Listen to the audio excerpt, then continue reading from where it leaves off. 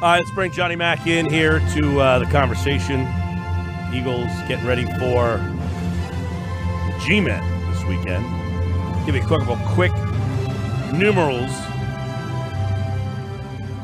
on a game this weekend. Eagles-Giants, who you can really say that game turned both seasons upside down. The Eagles for the good, the Giants for the bad, and they will meet at the Meadowlands coming up. Not the Meadowlands. What's it called? MetLife Stadium this weekend. 97.3 ESPN's Countdown to Kickoff coverage begins at 10 o'clock. The Eagles own a 83, 86, and 2 all-time record against the Giants, including the playoffs, in a series that dates back to 1933. The Eagles have won 15 of the last 19 against the Giants, including the playoffs, as well as 6 of the last 7. They are 5-2 all-time against the G-Men at MetLife Stadium, and they've won 3 of the last 4 road games against the Giants overall. John, we know the Giants are really struggling, but the Eagles have a lot going on this week heading into the matchup. And I guess really the first day as they begin preparation, Nick Foles met the media today. So this is the first day really as Nick Foles' team. Anything different up at the NovaCare complex today? Well, first thing I want to say, you are literally, I've been at NovaCare the entire afternoon, and you are the first person to mention the Giants. So I'll tell you that.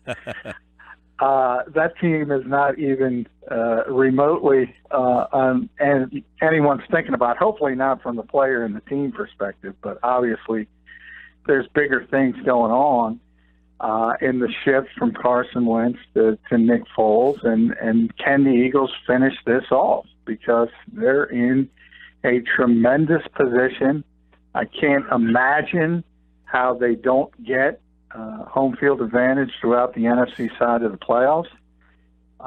And can they take this? Can this be a Jeff Hostetler type situation where the backup takes the team to the Super Bowl? And we're going to find out. Certainly, I will say everyone is very, very confident, from Doug Peterson to Frank Reich to Nick Foles. They seem all very, very confident. Which they should. I mean, this is, that's the MO, and that's the way the season has gone. You wrote about it. It's been next man up. But, when you lose an MVP candidate, that's a little bit of a different situation. And you asked Frank Reich today, that they've been saying nothing changes with this offense. But with Nick Foles, things have to change a little bit, right? And one of the things about Nick Foles that he excelled in that magical run he had was he threw the ball down the field. He has a strong arm. He has the ability to hit the home run ball. He showed with Deshaun Jackson that season. I mean, they can do some different things. This guy's won a lot of games in this building, 8-1 at Lincoln Financial Field during that 14-4 run. So they should be able to do some different things that are going to be things that they're not doing right now. Yeah, and Nick himself kind of called himself a gunslinger today, and he said he's going to let it rip. I'm not sure that's the way I would take this. I'd prefer him to be a game manager, to be honest, because I think you do have to change. I think the Eagles are being unrealistic when they're saying nothing changes. Look, if you look at what went on in last night's game and the way the Patriots kind of laid an egg in Miami, if Carson Wentz finishes that game against the Rams, we're through week 13, week 14 of the season, 13 games at 11-2. He's the MVP of this league, going away. You don't replace the MVP of this league. I give the Eagles a ton of credit for, not being downtrodden, not playing the victim, not saying woe is me, and taking the optimistic route. But the reality is you're going from MVP to a above average, which is good, backup. Things have to change. Yeah. They have to. And I think they're being unrealistic to say they're not going to change. Well, and today Reich said there will be some very minor tweaks to the game plan, but that they're going to kind of stick with the system. But, you would anticipate them leaning on the run a little bit more. But for you, John, how does the passing game element change between Wentz and Foles? Is it can they do more? Can they do less? I know Foles is so good at improvising. That's where he really excels. But what about them standing in there as pocket passers? Yeah, you can argue Nick is the more accurate passer. And, even when you talk about it, I think everyone inflates just about every superstar player in this league and kind of says they don't have their hiccups. Well, you're seeing an MVP season from Carson Wentz, but you've also seen the hiccups throughout the season. You've seen throws maybe with bad footwork, bad mechanics that weren't necessarily there. He still has things to work on, which is kind of frightening, by the way, because of how well he performed. And there are times when that's probably the biggest weakness of his game is his accuracy can kind of falter at times. And Nick, as a veteran player, probably has a better feel for that. And here's where I'm going to defend Doug Peterson and Frank Reich when they say nothing in the offense changes. Well, in a way, I get what they're saying because the big part that changes is you no longer have the unscripted offense. And that's the big issue, where Carson would rescue plays, make something out of nothing, turn what looks like certain disaster into a big play down the field. That stops. It doesn't exist any longer. So I think the margin of error gets smaller. Yeah, no, I think that's the key. The margin of error gets smaller because the improvising is gone. I mean, really, that element of your game is out, and that's where the big change is. If you say Carson Wentz and Nick Foles in the passing game, making throws, now, I'm not saying that Foles is better or worse. I'm just saying if you put them in that category and just say you're both pocket passers, this is the game plan, you got a similar situation. It's the improvising, the getting out of pressure, the spinning, the running. All of that really becomes a moot point, which means you go from having a guy that can improvise and do things to elevate your team to now really needing a complete team effort and to be better than the team across from you. Sometimes you don't have to be better. You just need the quarterback to be better. We see it in Green Bay. They're still alive in this playoff race with a mediocre team, but they go to another level when they have Rodgers. Oh, yeah, that's the perfect example because that's still the standard in the NFL for extending plays and doing those things. The Green Bay Packers are a significant Super Bowl contender with Aaron Rodgers. Without him, they're average at best, arguably below average. They've done a nice job winning some overtime games against really, really bad competition. And I guess you can give them a check mark from that. But if you look up today, they're still ninth in the playoff race. And let me tell you, if Aaron Rodgers doesn't get hurt, they're probably 1 or 2. So that's a pretty significant difference. And you see how the Green Bay offense has struggled since he left. At times, they're unstoppable when he's on the field. And there's no way you can replace that. They've learned that. I think Eagles fans will learn that relatively quickly, but it doesn't mean you can't win. And the best case of this scenario is the landscape because the Eagles have already done all the heavy lifting. Now they just got to finish it. They just got to finish this off against some bad competition. If Nate Sudfeld plays, they should beat the New York Giants. That's how bad the Giants are. Then you have the Oakland Raiders coming in on Christmas Day to Lincoln Financial Field. It's a game you should win with Nick Foles. And if you do that, Week 17 against the Cowboys, who could potentially beat you with Ezekiel Elliott, doesn't even matter as far as home field goes. Yeah. Well, we were talking about that earlier. If Philly wins this week and Minnesota loses, you've wrapped up home field after this week. What are those final 2 games like?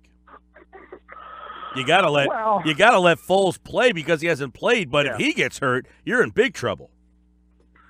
Yeah, I think you kind of take it. Well, I don't think you're going to have to worry about it because Minnesota plays Cincinnati, who seems to check it out, and who seems to It's an unlikely scenario, but it's possible. Yeah, and it's a home game. Now, if you win your next two, if you win your next two, yeah, Week 17 is not going to matter, and that's I think the more likely scenario. Yeah, and in that instance, I think you see it sort of like a third preseason game. I think Nick Foles has to prepare to start. I think he has to start because he needs to work. But I think you pull him out at halftime, and then finish things with Nate Sudfeld. That would be a great scenario to say that you've got home field. Because to me, John, the big thing is now, if you have home field, you should still be confident. I mean, they can win the NFC with 2 home games with Nick Foles. That shouldn't be something that you're concerned about. It's going on the road now, which really changes the dynamic of where this season. Because, quite frankly, you could be in a situation where it's Nick Foles against Case Keenum or Jared Goff in the NFC Championship game, and you shouldn't feel it. But Foles has the most playoff experience of those 3 guys.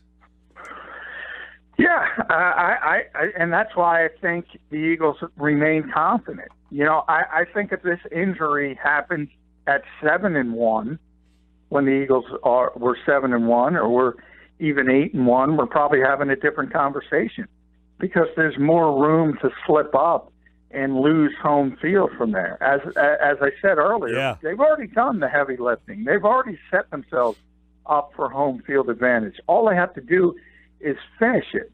And from that aspect, that makes things obviously very desirous for the Eagles moving forward, even with Nick Foles, because they're 6-0 at home. Obviously, Lincoln Financial Field's a very difficult place to play. As you mentioned, he's had success at home in the past. He's played in the playoffs, and remember, the Eagles lost that game against New Orleans, but when Nick Foles left the field, they were in the lead. The defense imploded. He got the team the lead in the fourth quarter. So he's had success with this team, and you never, as Frank Reich said today, you never like to lose your starting quarterback. You certainly don't like to lose an MVP. But if you have to, Nick Foles is as good as it gets as a backup quarterback in this league. How much of the 1992 Frank Reich season did he get asked about today? He got asked quite a bit, and he said, sure, he thought about it. We all have thought about whether it's Jeff Hostetler, whether it's Kurt Warner. Heck, you can go this year, and if the NFC Championship game ends up being Eagles-Vikings, you could say Case Keenum as well. And he's played almost the entire season, and the Vikings have been able to get to this position. So it isn't a death sentence. And it certainly isn't a death sentence when you see the position the Eagles are in. Well, and consider the fact that last year, let's say they were in the same situation. Just think how you would feel if Chase Daniel was put into this spot as opposed to Foles. I mean, you feel like you've got a guy who has won a lot of games in this league. Yeah. And there was a time, John, there was a time that many people listening to us on this show would have been supportive if the Eagles gave Foles money back in 2013 to be their guy when he was on that run. There was a lot of people that wanted Foles to be the guy. They didn't want Bradford to come in here, or they didn't want, because he got traded for Bradford, and people didn't like that trade because they wanted Nick Foles. Yeah, well, you remember, I think it was 20. I wasn't one of them, by the way. Yeah, 2013, Nick had the 27-2 season, which is, I think a lot of that had to do with people had not caught up to what Chip Kelly was doing at that time. And then he came back the next year and obviously struggled a little bit before he got hurt. But I believe the Eagles were 6-2 when he got hurt. Yeah, he's 14-4 over a 18-game stretch as the starting quarterback. Yeah. They were winning games, and a lot of he wasn't playing great, but they were still winning. No. That's the point. And a number of them were fourth quarter comebacks, as Nick reminded people today. Good for him, by the way. and then you had the trade, the rare trade of starting quarterbacks, because Chip Kelly never believed in Nick Foles, even though he once said he was going to be the starting quarterback for the next 1,000 years. Well, here it is. He's the starting quarterback again. But what a premonition. He had a premonition there, Chip Kelly. It could be far worse. It really could. Other than Case Keenum, I don't know if I look at a backup quarterback, and I put that in quotes because Keenum's no longer a backup. And before the season, before we saw what he was capable of doing, I wouldn't even have brought up that name. I look at the backup quarterbacks, and there's no other backup I would rather have than Nick Foles in this type of situation. No, look, I was not a big Foles guy, and my point was I'm not giving him franchise money. It's not that I think that the guy stinks. It's that I wasn't going to pay him to be my franchise quarterback. Do I think he can win and win a Super Bowl? That's the thing that I think people have a hard time with. But when you look at the NFC field right now, the 3 top seeds right now, those quarterbacks have no playoff experience other than Foles. Well, yeah. Well, here's how I describe it. And I kind of said this a little bit yesterday on the show. If this happens week 5 or week 6 or even week 10, probably, do I say the Eagles have a chance to win the Super Bowl? I would say no. But because of where they are, because they're 11-2, because of the schedule moving forward, and the Giants are on it, and an underachieving Raiders team is on it, and the likelihood you're going to get home field advantage throughout the playoffs, because of that landscape and that situation, it changes things. Yeah.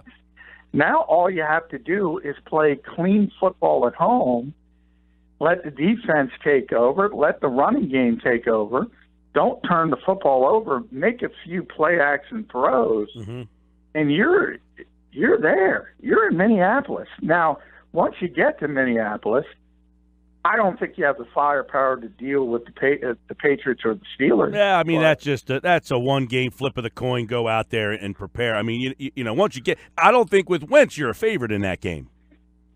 No, that's probably true. Right. And all of this – I don't want to downplay. There is a huge, significant difference between Carson Wentz and Nick Foles. And as I said, you don't generally lose MVP players. And we can talk about them all before. Jim Kelly, you just mentioned Frank Reich. He would have been the best as a Hall of Fame quarterback at the prime of his career. But you look at Hostetler replacing Phil Simms, who was really good. Kurt Warner turned out to be better than Trent Green.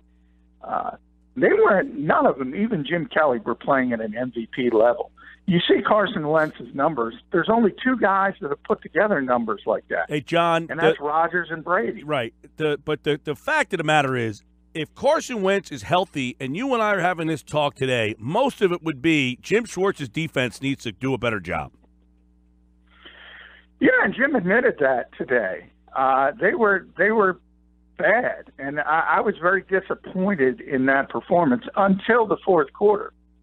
And I think Jim was as well. Now, you say the Rams have a very good offense. They're playing at home, even though it's not the best home field advantage in the world. And there are a ton of Eagles fans there. It's still not as difficult as playing on the road, no matter what people want to say. So it is a really difficult offense to deal with. And obviously Gurley had a big game, and they struggled to tackle him. So you don't have to face that kind of back week in and week out. And I think Jim was a little bit happy that the guys responded in the fourth quarter and ultimately won the football game. Because I think people have already forgotten Nick Foles came into that game, the Eagles were losing. And it was the Chris Long strip sack that sort of set up the win and the Jake Elliott field goal. So the defense did respond, but they're certainly going to have to play better over 60 minutes. Do you think this is just tough matchups, good offenses? A couple of years ago, and I know this is different because it was Billy Davis and Chip Kelly, but they had some good defenses for about 10 weeks, and then they completely fell apart. I don't know if that's because of all the plays that they were on the field and all that stuff, but is this a case that the personnel played over its head, and now it's December, and the games are much more meaningful, and that personnel that was playing over their heads are not at the level that they were playing September, October, November? I don't think so. Well, especially up front. I can't say, the defensive backfield has probably overachieved all year. And the linebackers without Jordan Hicks, that's a big injury that people don't even talk about any longer. Maybe that stuff is starting to come into play. But, no, I don't compare it to those Billy Davis groups because they had some talent as well, but they were just put up against it. Well, let me ask you this. Let me ask you this. A guy like Patrick Robinson, who's been great, is he still playing at the same level? A guy like Jalen Mills, who's been very good, is he still playing at the same level?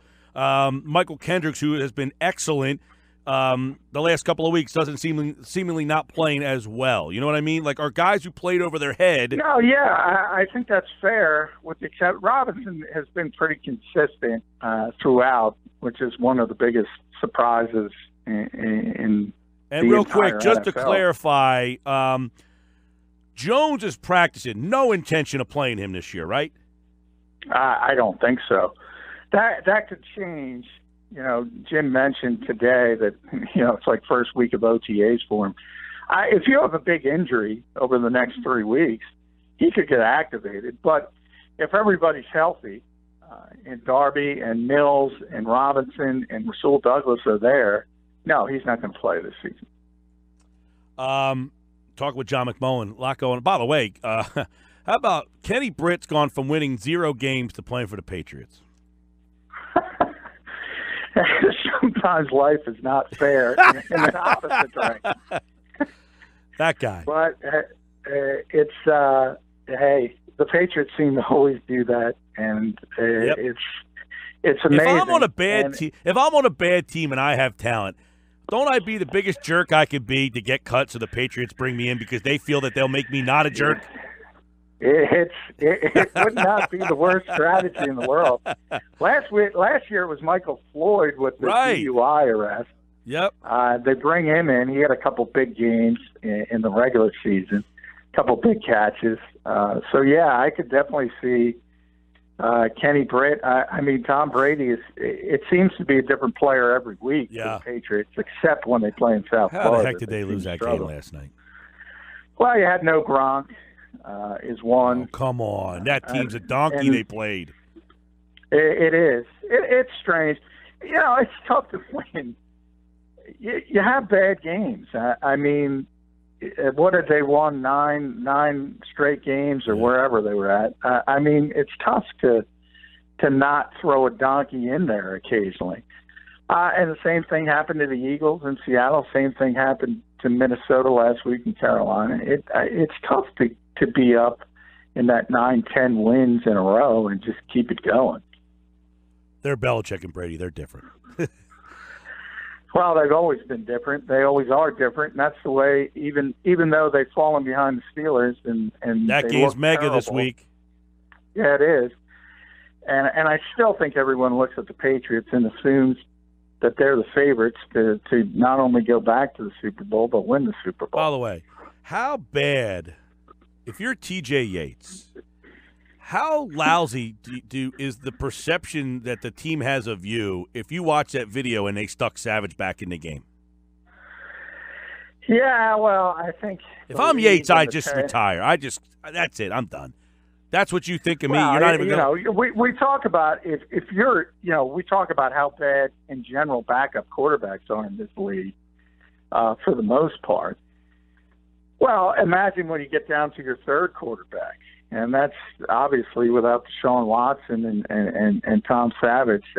Nobody expects anything out of their third quarterback, and maybe that's the bigger story for the Eagles is that Nate Sudfeld's a play away now.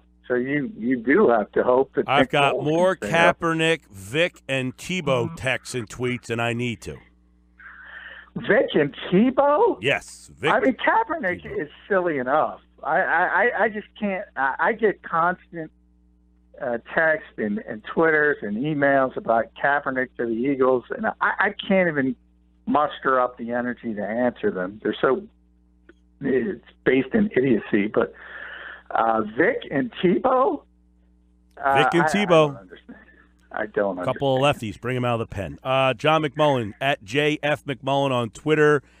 Check out his coverage of the Eagles right now on our website, 973ESPN.com, which many of you have been.